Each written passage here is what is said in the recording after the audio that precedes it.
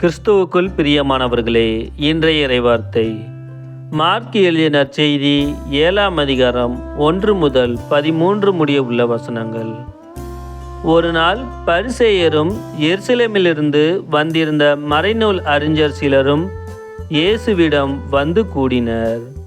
அவருடைய சீடருள் சிலர் தீட்டான, அதாவது கழுவாத கைகளால் உண்பதை அவர்கள் கண்டார்கள். பரிசேயரும் ஏன் யூதர் அனைவருமே தம் மூதாதையர் மரபை பின்பற்றி கைகளை முறைப்படி கழுவாமல் உண்பதில்லை. சந்தையிலிருந்து வாங்கியவற்றை கழுவிய பின்னரே உண்பர். அவ்வாறே கிண்ணங்கள், பரணிகள், செம்புகள் ஆகியவற்றை கழுவுதல் போன்று அவர்கள் கடைபிடிக்க வேண்டிய மரபுகள் இன்னும் பல இருந்தன. ஆகவே பரிசேயரும் மறைநூல் அறிஞரும் அவரை நோக்கி, உம் சீடர் மூதாதையர் மரபுப்படி நடவாமல் தீட்டான கைகளால் உணவு அருந்துவதேன் என்று கேட்டனர். அதற்கு அவர், வெளிவேடற்காரர்களாகிய உங்களை பற்றி எசாயா பொருத்தமாக இறைவாக்கு உரைத்திருக்கிறார்.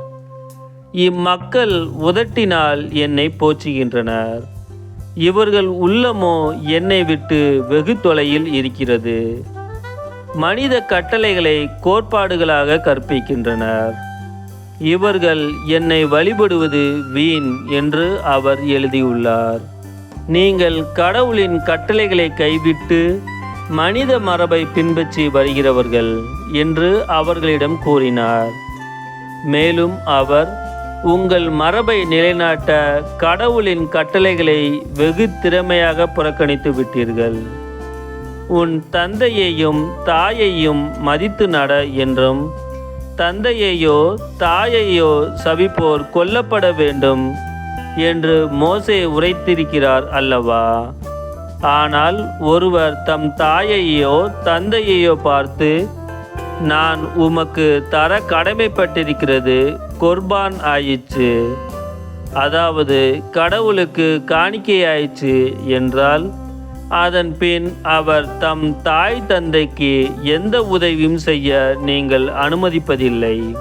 இவ்வாறு நீங்கள் பெற்றுக்கொண்ட மரபின் பொருட்டு கடவுளின் வார்த்தையை பயனற்றதாக்கி விடுகிறீர்கள்.